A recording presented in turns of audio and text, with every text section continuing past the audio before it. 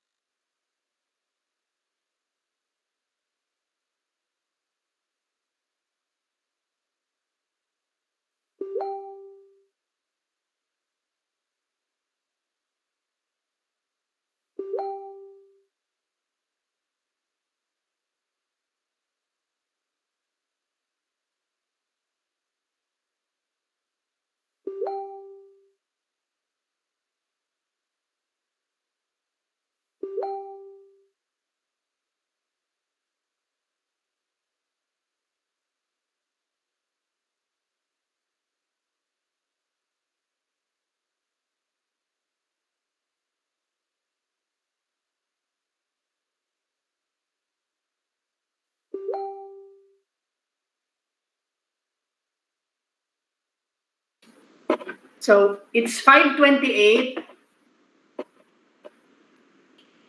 Our topic this afternoon is polymers. Although you can read, it's really a concept, very few calculations for polymers. So I shared the PowerPoint, but I just want to discuss especially the two slides with problem solving sila. We'll have, wait, I'm going to share the, i-admit sana ako ni class. Ako ba ko din? This is for my 102. Here. Prosper, am I sharing the correct document? The Excel with the schedule? No, yes, ma'am. Okay, yes, so this is the schedule for the first sem. So remaining days na lang class. So we have for first quarter. So today is November 3. Supposed to be the schedule for the semi-final exam. Pero di pa man ta maka-semi-final exam. So we'll have the semi-finals next week. So semi-finals 3 and 4 up to 9. 3, 4, Saturday 5, 7, 8, 9. Pero dili man departmental ang semi-final. So pwede raman kita mag-schedule. So we'll have the semi-finals on November 11. This is a Friday. Thursday, so November 10, face-to-face. Okay. I'm going to post the topic coverage and the topics for the remaining days for the first quarter. So we have semifinals 10. I'll open a new module on Monday, November 15. Then, 10 is 1, 2, 3. This is a Thursday, So 10 semifinals, November, next Thursday. Okay, face-to-face. Kaya wala na may grade 10 si ma'am, so I can go down. Wala ko hapon. So we have November 10, 4:30, the same venue. So 4:30 to 1 hour naman ang semifinals. So 4:30 to 5:30. Then 5:30 to 6:30, we'll discuss the topic that will be semifinals lang sa ani. Then I'll open a new module on November 8. Okay, November 8. That's November 7, Monday mo. That's for my 102 today. So November 8, new module. 7, Monday. November 7. Then Thursday, November 10, that will be our semifinals. Then 1 hour, then the remaining 1 hour, we'll discuss the topic from the new module. Then we'll have another, how many meetings na lang remaining? We'll have November 17, Thursday, ramagin ta kami class. So online ramagin ang 14. So 17, then 24. Then 24, Savior Days na ni, wala na klase, no? So we'll have the finals na dayon. So we have 3, 10, 17, 24 for the face-to-face. Of course, we'll have online no, activities 7, 14, 21, 28.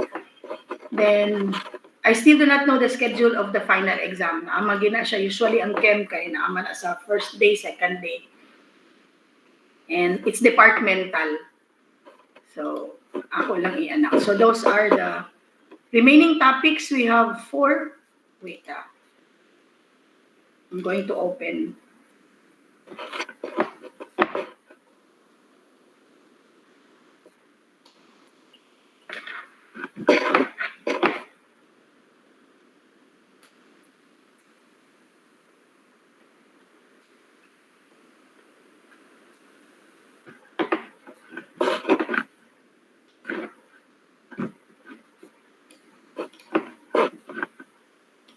Dili lang ko.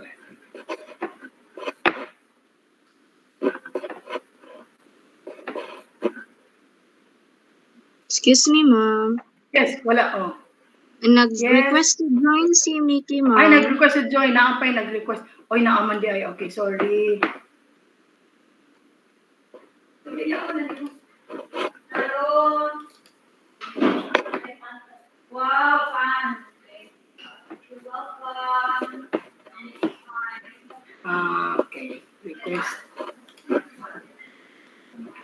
Anina lang. As far as I can remember, we still have, sorry, kaya ako sa office, co-teacher, so. Kato mga taga-high school, kabalo sila, ako sa pista office. So, ayun mga other teachers here.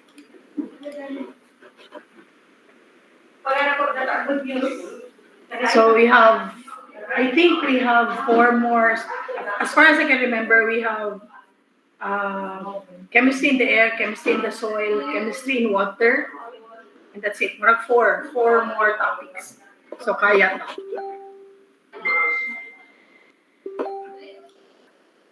Yeah, admit sa nako tanan, okay? And I will post in our group chat the activities, the scheduled activities, and the updates of the grades. And I haven't checked the submissions in the new modules, so because I have to prioritize the submission of the grades for my junior high school. Wait, Okay, so our topic this afternoon is about polymers. Wait.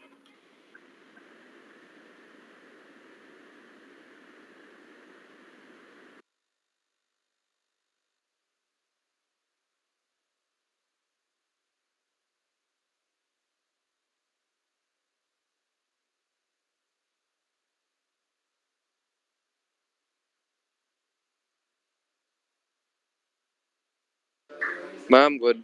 Ma'am, good evening, ma'am. Wala ko'y concern, Good ma'am. afternoon. Ay, good Yes. afternoon. Good afternoon, yes. Yes, Brian. Makalip ko sa meet karon ma'am, kaya nalobat ko, ma'am. Then, napo ko sa school, ma'am. Then, mag-charge ko karon, ma'am. Then, masulod ko, balik ko. Okay na, ma'am? Oh, okay na, sige, Brian. Apas lang, Brian. Yes, ma'am. Thank you kay ma'am. Okay, so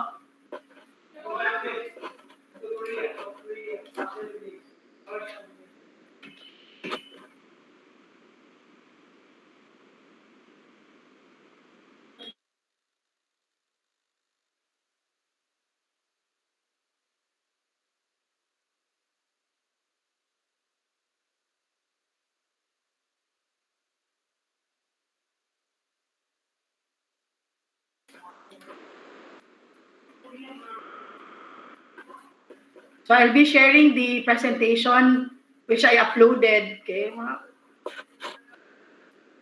2 weeks or 3 weeks ago, 2 weeks ago or last week. So we have, I'm going to share, wait, I'm going to share a window. Here. By the way, I'm going to reopen the quiz for polymers because I just set it last 27, 29, thinking that I will be able to meet you. So, wala din ako na change ang schedule or na change the schedule. So, I'm going to reopen the quiz, change some of the questions there. I'm going to post the schedule later this evening. Pag makauli na si ma'am. Ay, this is for my 102. Wait.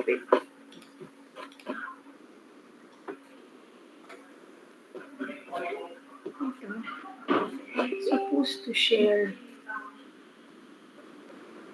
this one. Hello. I think I need to.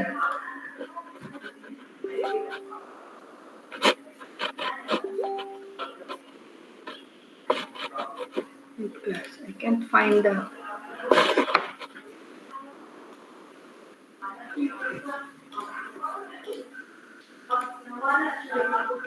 Here.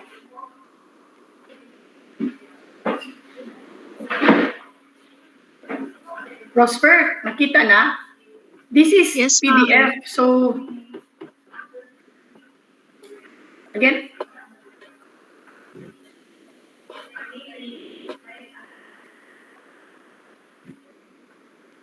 So, our topic is about polymer.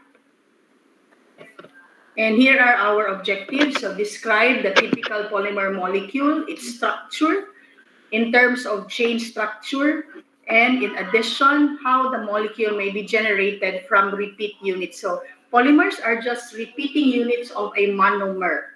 So you will notice that the same molecule adding another one, another. So it's just a repeating unit of the monomer. Then we have classify polymers based on origin of source, structure, molecular forces, and mode of polymerization.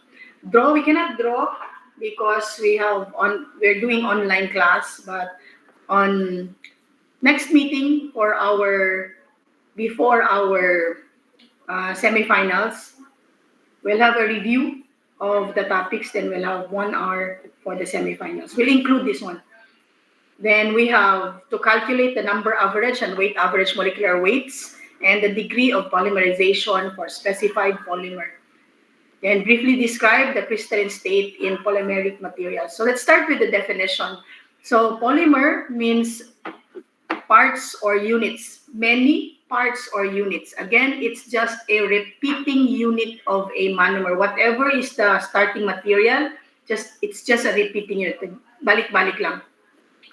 Then we have a polymer is a molecular compound with high molar mass or very high molar mass because most of these compounds contain series of organic compounds which has also high molar mass. So pag i-add nimo, it will really increase the density and the molar mass and the density.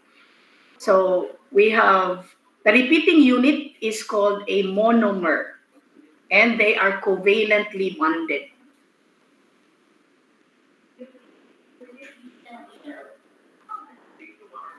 So in the diagram, we have the monomers.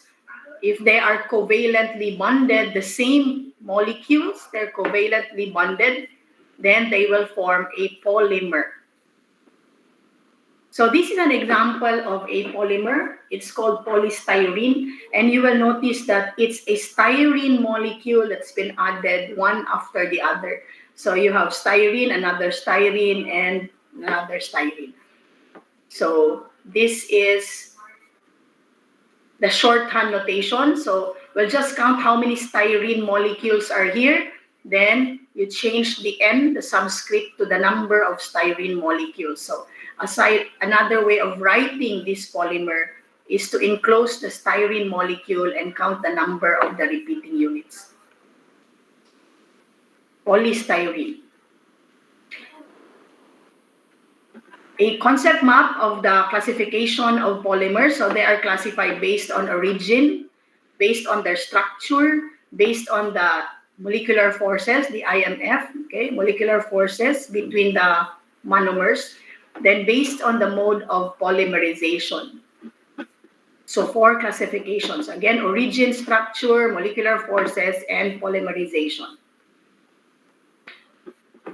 So let's start with the classification based on origin or source. So in terms of origin or source, we have natural polymers, semi-synthetic polymers, and the synthetic polymers. So natural, these are from nature, so which occur in nature. Then we have derivatives of natural, gikan sa natural polymer, then they are just chemically treated to make the semi-synthetic. So part of it is from natural origin, then the other part is chemically treated. Then the synthetic is purely made inside the lab. So synthesized, made inside the laboratory. So these are the classification based on the origin, whether they are natural polymers, they are semi-synthetic, or synthetic polymers. Here are examples of natural polymers.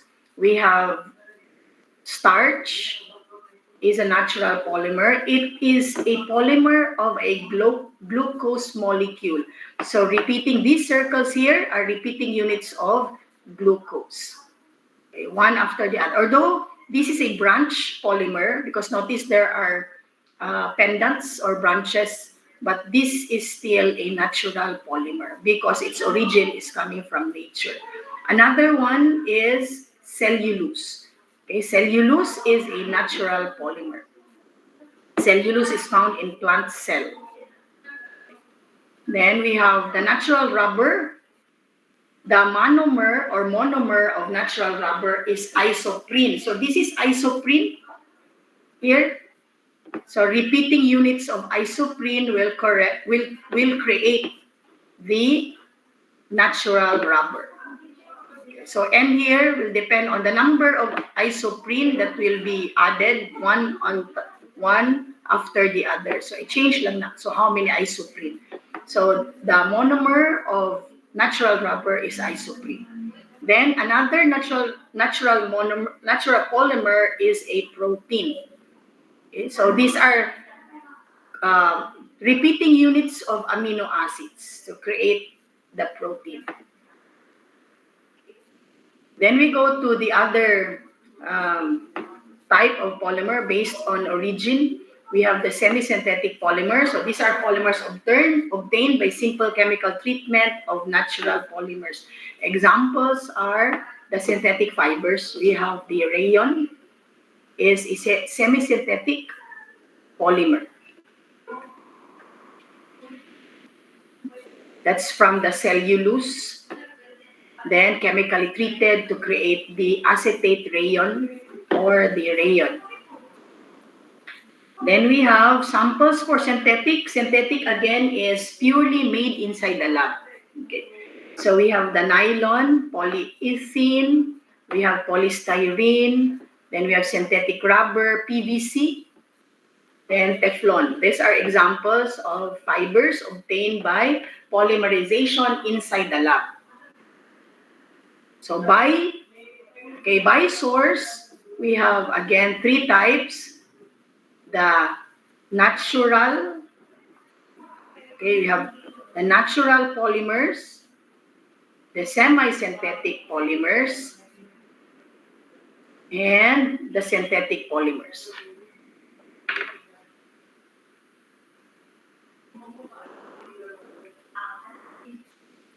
So here are other examples of synthetic polymers. These are plastic products. Then we go to the next one, classification. We're done with classification based on source. This one is classification based on structure. So let's look at the structure of the polymer. So polymers will have three types of structure. This is a linear polymer where the monomers are just attached one after the other. So it's linear. Then there are branches, or sometimes we call pendants here. So these are branch chain. It's still a chain. This is the parent chain. Then we have the branches. So this is a branch chain polymer. Ang cross-linked polymers, parent chains they are connected with another monomer. So it will look like this. So this is a cross-link. Na cross mano from one parent to another. There's a monomer that will link them. So these are cross-link. This is a cross-link polymer. So this is how it will look like. The linear, the branch, and the cross-link. Okay, so linear polymers, the repeat units are joined together end to end in a single chain. Straight lang yan, in a single chain. These long chains are flexible They have weak intermolecular forces. No, it's only van der Waals. So they have weak, okay, extensive van der Waals. Van der Waals is intermolecular force. So recall that there are three types of intermolecular forces. We have van der Waals, we have H bonding, we have the dipole-dipole, we have also the polar dipole. So here in the long chain of the polymer, or the linear polymer, the IMF is only van der Waals, and there's also H bonding. H bonding is only formed when the hydrogen atom bonds with N, O, or F. So if there's an N, then attached to it is it's an H, so it's an H bonding. Okay, so examples for the linear chain polymers, we have the polyethylene, PVC, nylons. These are synthetic and nylons and polyesters. So it will just look like this. So they will be bonded on a joined together end to end. One monomer, end to end. Then we have the branch. There are side chains or branches, or sometimes we call pendants. The chain packing efficiency is reduced, reduced man, because instead of a very long chain, so we have the other monomers will be the branches of the parent chain, the long monomer. So the density of the polymer will decrease because it's like being cut into small pieces. So the other monomers will serve as the branches. So examples are polypropylene, okay, then amylopectin and glycogen. Glycogen is a natural polymer. Then the cross-link. This one, in terms of the bonding, this one will have weak bonding. This is stronger in terms of the bonds. This is stronger compared to the linear. It will be easy to break the linear polymer than this one. And this one is, in terms of the bonding, IMF, this is the strongest. Okay. So this is the branched. This is the copolymer. Okay, cross-link polymers. Adjacent linear chains are joined to one another at various positions by covalent, tanan ni class covalent bonding. The van der Waals, the H bonding, the dipole-dipole, they are all covalent bonds. So this cross-linking is accomplished by additive atoms or molecules that are covalently bonded. So because of the structure, the cross-link polymers are tougher.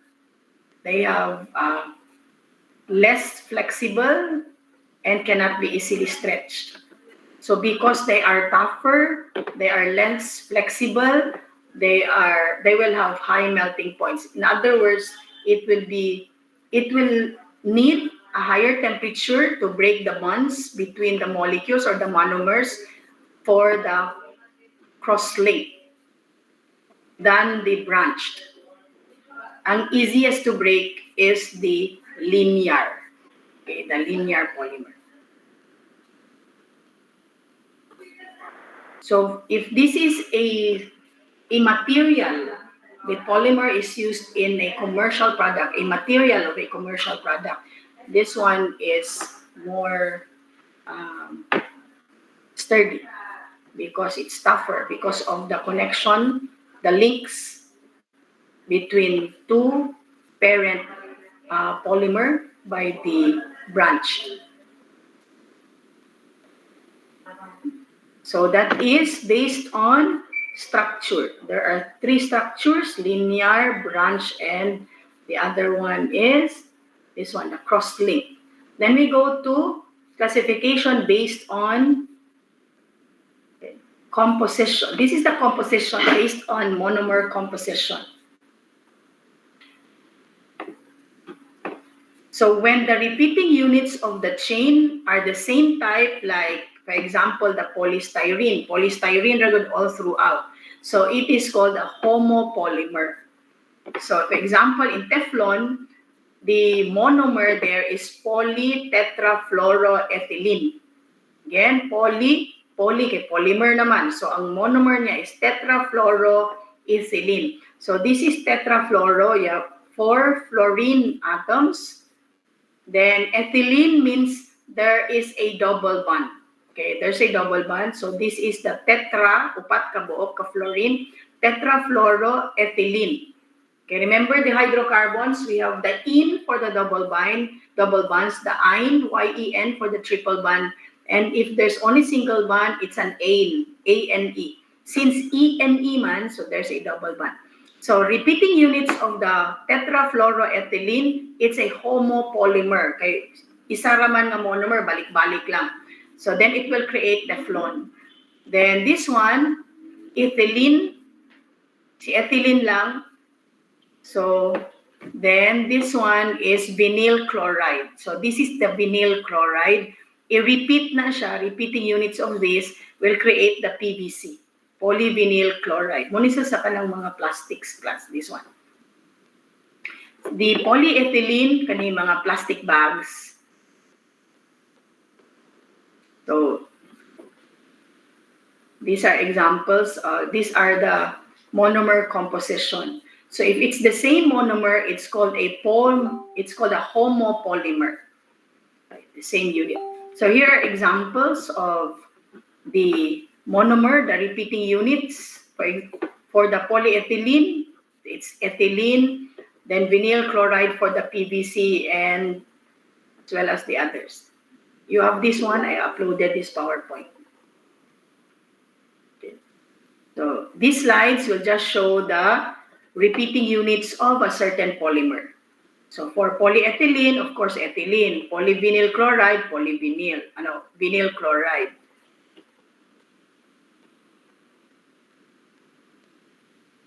Okay, so what if they have different monomers? Kung pareha, homomonomer. Kung different, we have the copolymer. A copolymer is a polymer made up of two or more different repeating units.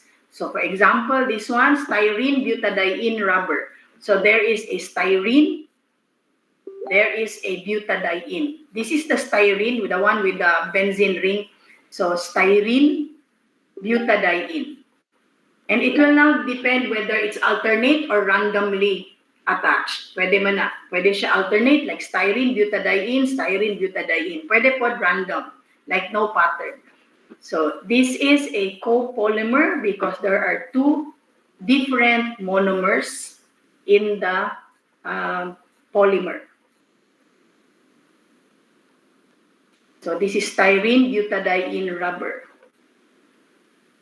So what are the different types of copolymers? As I've mentioned a while back, depending on how the monomers are attached, pwede alternate, pwede sa random. So what are the different types of copolymers? So we have alternating copolymer. So if there are two polymers, A and B alternate, AB, AB, AB. So alternating polymers contain an alternating distribution of repeating units. While the random, of course, contain random distribution. Walay pattern, can be 3 letter A's, 2 letter B, 4 letter A's, no pattern. That's random copolymer. Then we have the block copolymer and the graft. Ang graft gani kay stem. Okay, it's like having stems. The other monomer becomes the stem. That's the graft copolymer.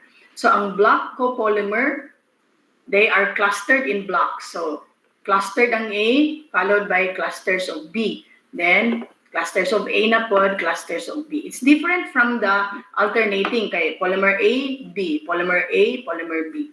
This one is block. Okay, block, then the graft. Graft, it's a homopolymer side branches. Nano homopolymer side branches because the side branches or the grafts are the same. Okay, the same monomer. Homopolymer side branches of one type may be grafted, and the homopolymer main chains that are composed of different repeat units. So the same, then the other monomer becomes the graft or the branch. Inserted. Grafting means inserted or added. So that's why it's called a graft copolymer. I-insert ang monomer letter B. Okay, so we have, again, let's go back to the types of copolymers. Kung copolymers, 2 or 3 monomers. pero it depends on how it is attached. Alternating ba, random, block, or graft. So 4 different types. Now, how do we calculate the mass of the polymer chain? So the formula is we have the molar mass of the polymer is equal to the mass of the repeating units times the number or the degree of polymerization. Again, mass, okay, molar mass of the polymer is equal to the molar mass of the repeating unit, depending on your repeating unit. For example, styrene, what's the molar mass of styrene? Ethylene, what's the molar mass of ethylene? And the degree of polymerization. Degree of polymerization is usually given. That's a problem. For example, the molar mass of ethylene, C2H2, repeat unit, okay, C2H2 is 28 grams per mole. Okay, carbon is 12 times 2, that's 24. Then we have, why 20? Okay, it's C12, 12, 24 plus 2. It's supposed to be 26. Okay. So we have 26 grams per mole.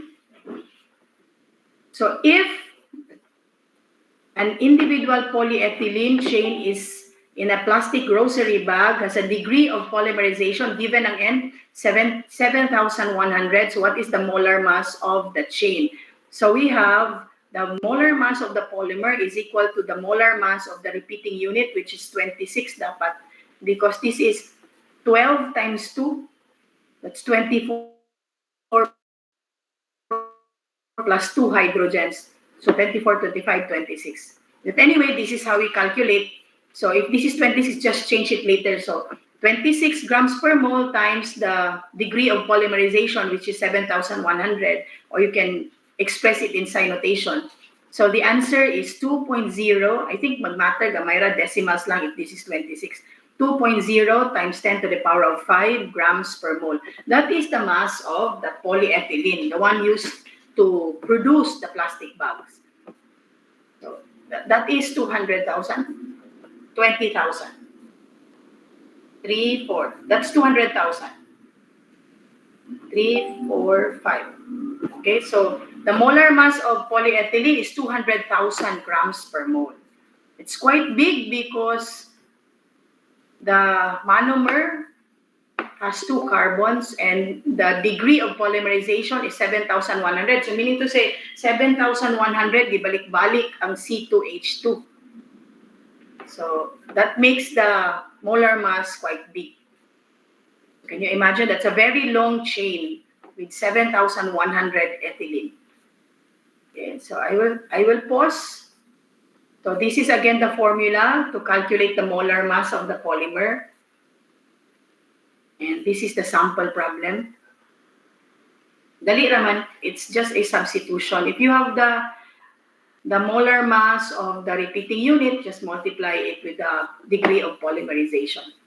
Then let's go to the molar masses. These are the molar masses of some of the polymers like polycarbonate, that's 100,000 grams per mole, and the rest of the examples. PVC is 100,000 grams per mole. Polystyrene, because the styrene contains a benzene, so benzene palang daan, so that's a heavy molecule with 6 carbons and 6 hydrogens, so 300,000. So how do we calculate the average molar mass? So the average molar mass is equal to the total mass of all chains divided by the number of moles of chains. So when you say total mass, that's the molar mass of the repeating units. Then we have the polymer lengths. Okay, polymer length chains will range from 20,000 to 40,000.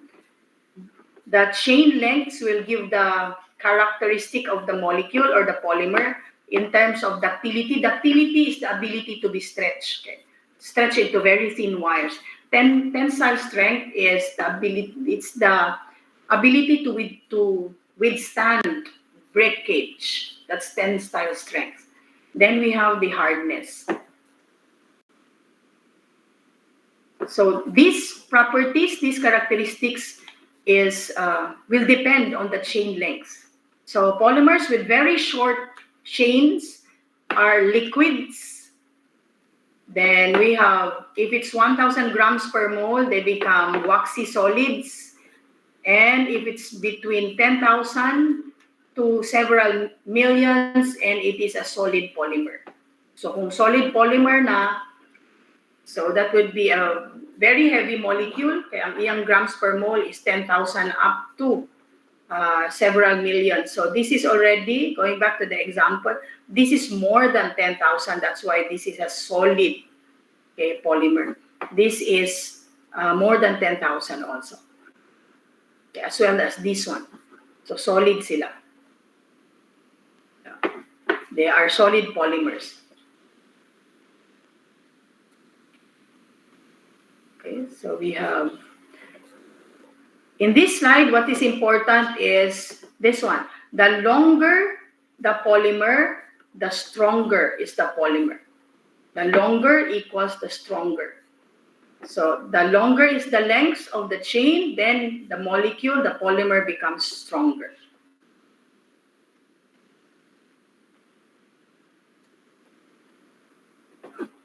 So the long axis of a polymer, these are the parts of the polymer. So katong iyang mother chain is called the backbone.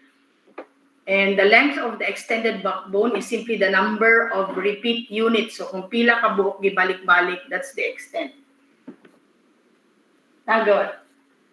The length of an extended backbone is simply the number of repeat units or the degree of polymerization. So the length of the extended chain is equal to N, which is the degree of polymerization, times L sub O, which is the length, okay, of each repeat unit. So this is how to solve for the length of the extended chain, N times L sub O. Again, N is the degree of polymerization, and L sub O is the length of each repeat unit. I don't have a sample problem for this. I'll upload later. Here. Okay. The length of ethylene, okay, ethylene repeat unit is 250 picometer. Okay, the number of repeat units is 7,100. What is the extended length? So 7,100 times the length of the ethylene, which is 2.5 times 10 to the power of 2 picometer. So the answer is 1.8 times 10 to the power of 6 picometer. That's only one extended chain. Okay, so 1.8 times 10 to the power of 6 picometer. Although this one is raised to the power of 6, but remember pico is negative, that's negative 9, negative 12. So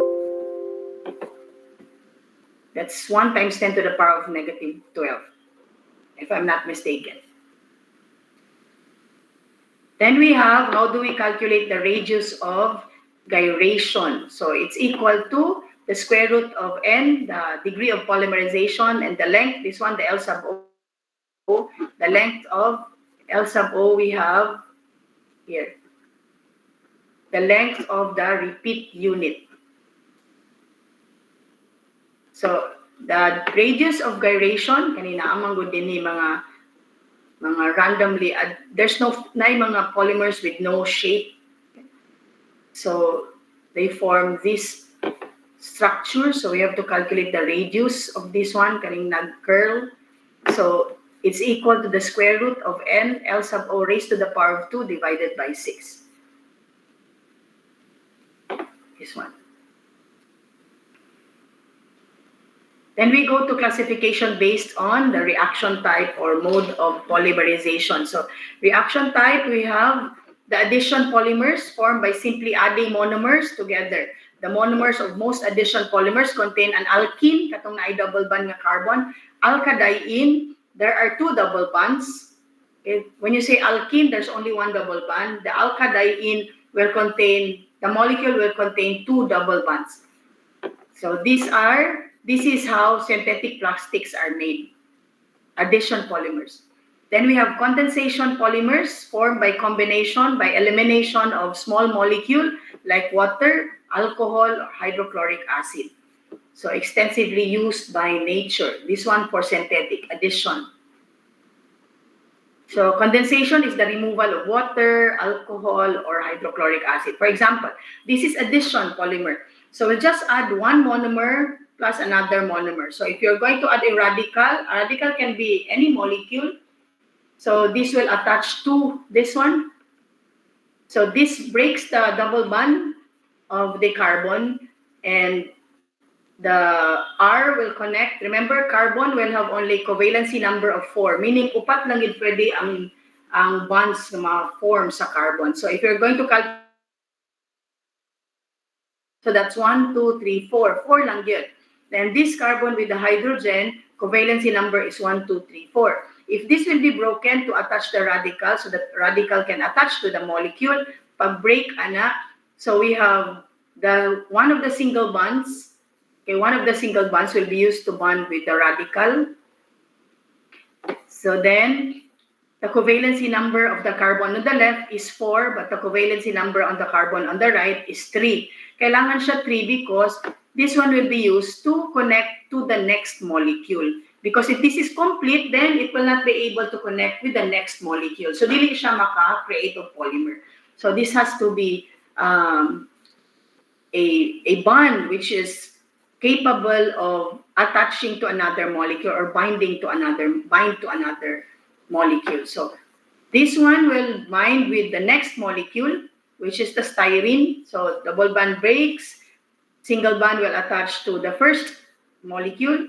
Then this one becomes, then we'll have a single bond which is ready to bond with another one. So this is addition. You will just add one monomer to one monomer, okay, one after the other. So pag vacant ni, attach another styrene, then the next one will have a single bond ready for another styrene. So addition, add lang. So free radical polymerization, free radical because there is a bond, okay. This one, the covalency number of this carbon is still 3, so still capable. So initiated by the free radical R. Free radical R that reacts with styrene. Okay, so the compound form is still a radical, kaya may bakante. So that's addition. So again, this is how we write the polymer, the shorthand notation of the polymer. We just count how many repeating units. So common addition of polymers. So to create the polyethylene, so we'll just add ethylene. Okay. So to create the polyethylene, this is addition polymerization. Addition polymers lang. This one also is addition polymer. Propylene plus another propylene plus another propylene. So that's addition polymer. Polyvinyl is also addition polymer. Let's go to the condensation polymer. So condensation is the removal of the water molecule or an alcohol maybe or hydrochloric acid. For example, this one, the terephthalic, okay, terephthalic acid plus the 1,2-ethylene glycol. So what will happen here is water will be removed. Notice in the product, hydrogen is removed. The OH here, the OH is the hydroxyl compound. So OH is removed, then here H is removed. So OH plus H, that's water. The small letter N here will depend on how many water molecules that will be removed. So kung pila ka buok ang iyang i-add, then that will be the number of water molecules. That will also determine the number of water molecules that will be released or removed from the molecule. Again, pag remove here the OH is removed, here hydrogen is removed, so removal of hydrogen. And this one OH creates the water molecule. So that is an example of a condensation polymer. Okay, when you say dehydration, it's the removal of water. Okay, dehydration, no water molecule. Another example of condensation polymer. Here in the condensation polymer, we have hydrogen and one hydrogen is removed from the NH2 so that this one will attach to the adipic acid. And in the adipic acid, we have removal of the OH para mo bind. So that will create the water molecule. So this is still condensation kay nag-remove man of water molecules. So condensation. Then it will just repeat. The same process will repeat to create the polymer. So this is how a vulcanized rubber is produced. The process of heating natural rubber with sulfur, addition of sulfur. Okay, so branching. This is cross-linking. Adding sulfur to improve the properties of the rubber. So vulcanization of rubber makes the rubber hard, strong, and more elastic and loses its sticky properties. So this is cross-linking of the sulfur. So because there's cross-linking, this one will become more durable and the rubber becomes hard, strong, durable. So what are the different types of linear chain polymers? So linear chain, we have isotactic, syngiotactic, and atactic. So notice in the isotactic, all the branches are aligned in one part, okay, the same side, on the same side. Then in the syngiotactic, the branches are alternating. Look at the benzene rings, alternate. When you say atactic, no pattern, okay, randomly attached. Okay, look at the benzene rings. Okay? So atactic polymer is a material where substituents in the carbon chain are arranged in random. Okay, random lang, walay pattern. But isotactic, where the pendants, ang pendants, branches gyapon na class. We call it branches, pendants. So the pendant groups are on the same, okay. The isotactic, all pendant groups are located at the same side of the hydrocarbon backbone. Then we have the isotactic, the same side. Then alternate dayon ang syngiotactic. Okay, alternate, position alternates. Then this is an example of atactic.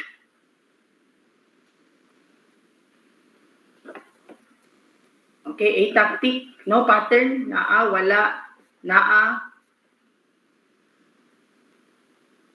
Then it's not on the same side. Dili pod siya alternate. So this is atactic. Okay. No regular order. Then this is an example of a syngiotactic. It's alternate. Naay benzene, wala, naay benzene, wala, naay benzene. So alternate. Then we have the example of, okay, so it's syngiotactic. Wala na siya. I think na-show na ni Ma'am ang atactic there. So these are just the naamba ko example sa atactic.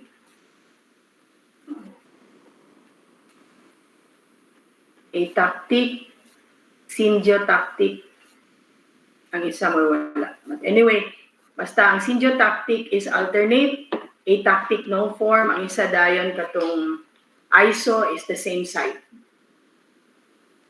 Then we have classification based on molecular forces. We'll have only up to 6:30. So we have classification based on molecular forces. We have the elastomers. They are polymers with viscoelasticity. When you say viscous, viscoelasticity, viscous, like oils are viscous. Flow siya pero may certain viscosity. Then elastic. So okay, elastic. Elastomers, they are polymers with viscoelastic, viscosity, and elasticity. And they are rubbery polymers that can be stretched easily to several times. And there's a cross-linking in the elastomers. See, there's a cross-linking. Okay. Low cross-linking kay pila raman ang mga branches that's used to link the two backbone polymers. Then we have the thermoplastic polymer. Thermoplastic is relatively weak intermolecular force so that the material softens when exposed to heat. So examples of the thermoplastic are linear polymers. So linear polymers. Wala siya yung mga bonds in between. So this is a weak polymer. So what is the difference between, so this is cross-linking for the thermosets. Thermosets plastic or thermoset solidifies or sets irreversibly when heated. So there is cross-linking in the thermosetting. Now, this is the difference between thermoplastic and thermoset. Ang thermoplastic, little cross-linking. Notice in the first example, katong isa, duha lang ka branches that is used to cross-link. But in the thermoset, okay, thermoset, here, na cross-linking, a lot of cross-linking. So this one is more durable. Okay, there's a lot of cross-linking. So large cross-linking, because there are only little cross-linking, this one is ductile, this one is hard and brittle. Then softens when heating, this one does not soften when heating. So these are the differences between thermo and thermoset. So here are examples of thermoplastic and thermoset. Nadini ang rubber sa thermoset. Okay, how about polymer crystallinity? So this is a structure of a polymer. Ang crystals is the one that has a pattern. This one, crystal na. Kaning sa gawas nga no shape, no form, wala siya ang amorphous. When you say amorphous, wala siya pattern. Crystals do have patterns. In our previous topic, atong crystalline structures, you'll notice that crystalline structures, atong cube, FCC, BCC, simple cube, so they have patterns. So ang crystal structure sa polymer is this one, the green one with a certain form. Muna yung crystal part. Ang outside are the amorphous regions. The region which is non-crystalline of a polymer. Kaning sa green, munang region of crystalline. So degree of crystallinity, we have mass of crystalline regions over total mass of the polymer sample.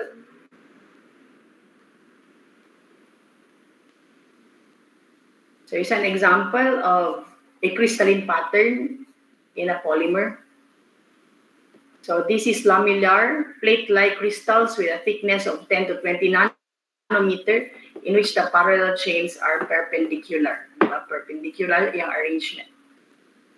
So again, this, when you say amorphous, there is no shape.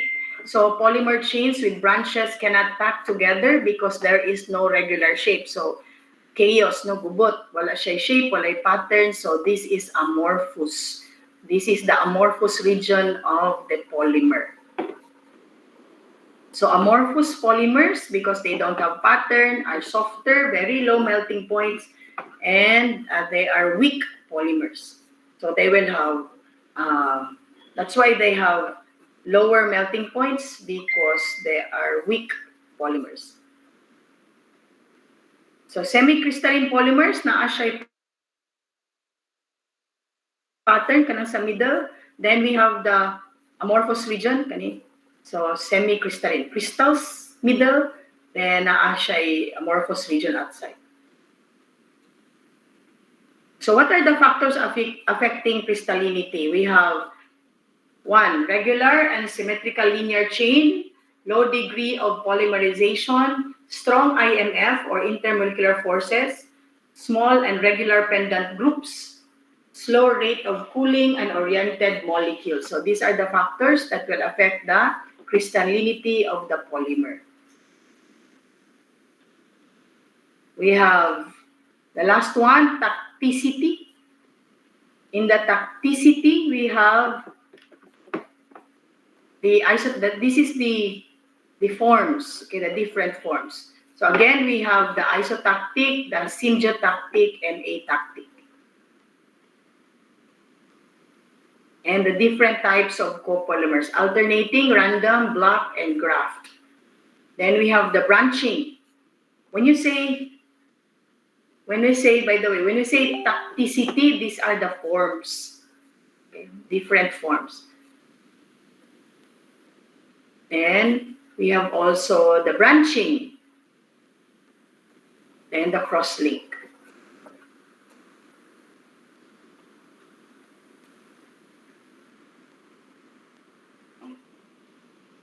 How about the IMF? So intermolecular force in the crystalline, they will use the hydrogen bonding and also the dipole-dipole. So ang dipole-dipole, if hydrogen is not bonded to an N, an O, or an F, it's dipole-dipole. For example, this one, these are dipole-dipole. Okay, we have hydrogens, but they are not bonded to oxygen, nitrogen, or fluorine. So these are dipole-dipole bonds. Wala man din na. Kung naapauntay hydrogen after the O, that's hydrogen bonding. So the bonds here are all dipole-dipole. Okay, dipole-dipole na siya.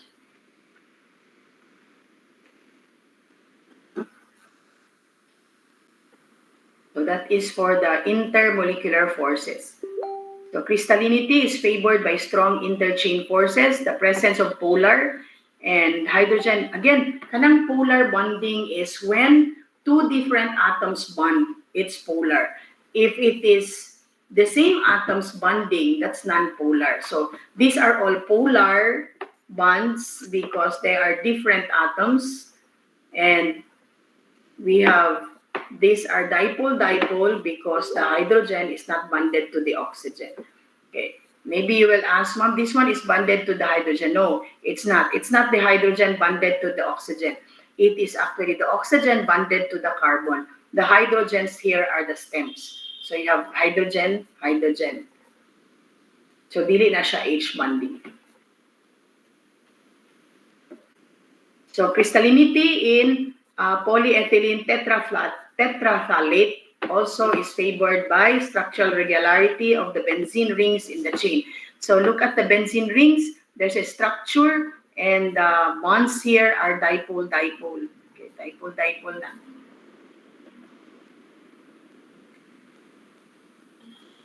So again, pendant groups are just the stems. Benzene can be a pendant group. So this one, you can just read the mechanical properties of the polymers. So importante ato is but the calculations for the polymers, they're easier compared to the other calculations that we have discussed. So we have the mechanical properties of polymers. Why do we favor polymers rather than the monomers? Because polymers will have a higher tensile strength. When you say tensile strength, again, the resistance to break. So, mas stronger, mas taas of tensile strength. Then we have elongation to break, the percentage increase in length that a material will achieve. Remember, the longer, the stronger. So, the more monomers attached, the longer is the polymer, the stronger is the polymer. Then we have Young's modulus, a measure of the ability of the material to withstand changes in length when under lengthwise tension or compression. Then the toughness also is a state of being strong enough to withstand adverse conditions. So these are the mechanical properties. These are the things that we consider when we use the polymer to produce a certain product, okay, commercial product. So kailangan, if you produce, for example, kanang mga PVC, they have to consider what monomer they're going to use, how many monomers they're going to attach, because the length of the polymer will affect the strength of the substance. Okay? So tensile strength, elongation to break, then we have the Young's modulus and the toughness. So these are the important mechanical properties of polymers. So I don't think I gave a problem related to stress. So we have, but anyway, this is the formula for stress and strain. So stress is defined as the force per unit area of the material. So it's force divided by area, okay, cross-sectional area. Then the strain, this is the formula for the strain. Or wala ko naghatag sa atong, what do you call this one, sa atong worksheet for the stress and strain. Okay, so the rest, it's already 6:27. we'll have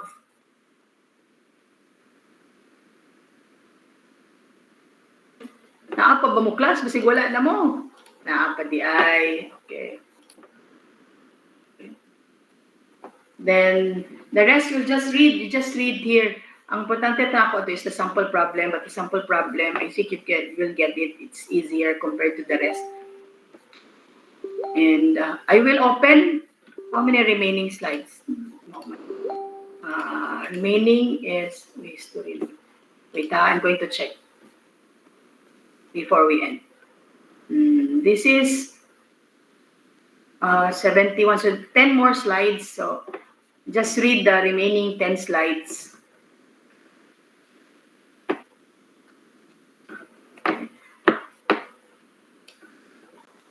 So again, I will post our schedule on the remaining number of days for the first quarter, and not first quarter, but the first sem. Our activities, when is our quiz, and when is our semifinals, and what is the coverage of the semifinals. Ako i-post sa atong class GC later, in our group GC later, kung kaabot na si Ma'am sa balay. And what else? The schedule, I think there are 3 or 4 modules left. Three or four, as far as I can remember. Okay, chemistry in the air, chemistry in the water, chemistry in the soil, kana. And I think three or 4. Then the schedule for the finals, wala pa nag-post po. Wala pa announcements from the department. And I'm going to review the grades. Don't worry about if you don't see the grades in the SLMIS or your e-learn. We're not really required to submit, but you know your grades. At least you have an idea of what is your grade. And I will just review the grades later, the calculations, if there are changes. And please, for those who have missing requirements, palihog you submit kay after the finals, wala na ko'y mahimo ana. So if you still have not submitted the worksheets from the old module, then you have to bring it on Thursday next week. Ayaw nasa online. Okay? You have to submit hard copies. Katong module after the midterms. Okay? For those who have not submitted assignments class, I only upload 1 assignment per module. Kung daghan na gani, 1 or 2, wala gina siya. 1 or 2 assignments per module. So, if you have not submitted assignments from the previous, katong after sa midterms, please submit hard copies on Thursday. I don't have grade 10 classes next week, so I'm free in the afternoon. So, pwede na ako makaklase. Pero this week, dili pwede kay I have a grade 10 load for this week. Digid ko kanaog. Gusto unta ko, but 5 o'clock, maabot ko din na, mga 6 o'clock, madugay na kaya. Okay? So, are there concerns before we end? It's 6:30. Naa ba? Ako na lang isa din sa campus. Yes, Hi, ma'am. Pwede hi, po ako na concern. si GB. Yes, concern. Kano sa mag-open ng quiz, ma'am? Ang- Time pa. Ang quiz let's agree. When is your free time? Kaya I'm going to reset man the opening and the closing of the test for the polymers. So when is your free time tomorrow? When is the free time? Kanang majority, kanang saman. When is your free time? Tomorrow morning or tomorrow afternoon? Or I can open it on a Saturday. Which do you prefer? Tomorrow, Friday, or Saturday? If it's Saturday, you tell me the time. Unsa man? GB. Friday or Saturday? We'll have to agree. Pwede i-post na lang ninyo ang schedule na gusto ninyo mag-take og quiz for the polymers. Okay? Kaya madugay man ta. So, if it's a Friday, kung tomorrow, then you post the time. Kanang sa nga time ang free ang class. Kung dili makaya tomorrow, Friday, kay full mo, then i-post ko unsa nga time mo free sa Saturday. Para ma-set na ko. I-reopen na ko ang polymer. Kaya wala pa ta naka-meet ato niya. Na-open ang quiz. Supposed to be ako rato siyang ako lang gi-set na. Ako na po i-change kung kanusa. Pero wala na ako na-change. So, na-open na noon. Wala ko kabantay na open na. Okay ra na, Miss Ferrer? I-post na lang ninyo ang time when is the class free to take the quiz for the polymers. Okay ra no, Ferrer? Wala naman si Ferrer. Rosfer, ikaw na lang i-post kanusat na ko i-open ang quiz para madungan tanan. Naamoy klase sa Saturday. Naamoy klase sa Saturday. Free ang ABE students, ma'am, kay free mi sa afternoon, 1 Afternoon lang. 1. Yes, ma'am, afternoon lang, ma'am. Oh, ang katong isa, ang EA1. AJA man mo ba, Rosfer? Yes, ma'am. O, ang AJ, wala problema. Ang EA1, akong problema. Sige. Ay, saan man to? Naamin semifinals ugma, ma'am. Oh, so Saturday na lang. Kaya naaman mo yung semifinals ugma. Saturday, unsa man, Ferrer, unsa ang Saturday? Afternoon lang akong AGA. Pwede ra mo afternoon. Afternoon, mga 2 o'clock. Kuha naman niya siya. Mag-open lang siya within 30 minutes. I-open lang ako 2 to 2:30 with 10-15 items. Multiple choice. Okay ra no? Sige, i-post lang ako later pag uli ni ma'am sa balay. Then, mag-comment lang kung okay ra. Okay. So, i-post na ako sa Saturday 2 to 2:30 na muna siyang kanang running time sa quiz for the polymers 2 to 2:30. Okay, so if there are no questions, concerns, we will end our meeting. Yes, Andrea. Good evening, ma'am. Kabarubias. Yes, good morning. Good evening. Manangit lang unta ko, ma'am, ba kay by next week bitaw, ma'am. Abi students, ma'am, kay mo attend og convention sa Central Mindanao University. Tas from November 7 to 11, ma'am, kay wala mi anak, ma'am. Isulat sa nako, Andrea, kadali lang. So, unsa ganito? Sa November 7, ma'am, kay si Maong ko, kay wala siya, ma'am. Tapos, ang kuan din, ang uban, abi students, ma'am, kay from November 8 to 11, kay wala. So, 8 to 11, wala. So, unsa gani na siya ang 8 to 11? Magklase man taon-taon, no? 8 to 11, November 8 to 11. Ang 8 kay kuan raman ko, mag-post raman ko sa e-learn anang 7. So, dita mag-meet. Ang 11 mo ay problema kay mo ni atong semifinals na schedule, no? Mo ba di akong giingon? Rosper, mo na akong giingon? Semifinals na to. Check na. Ay, 10. 10, ma'am. 10, okay. Akong given November 10. Mo ni atong semifinals unta. Dili na lang sa ata ani na lang. Sige, magkuan na lang ko tawag ani, ako i-decide later kung mag-online na lang ta, then bahalag wala ang agis, ang AGA sa 10, we'll just meet gihapon with my EA1, then sige lang, pag-abot sa balay, akong i-plaster para ma-solve ni. Okay? Andrea, ako rin na i-plaster pag-abot sa balay. Yes, ma'am. Thank you, ma'am. Pwede man ko mag-open lang online nga na maka-take gihapon mo.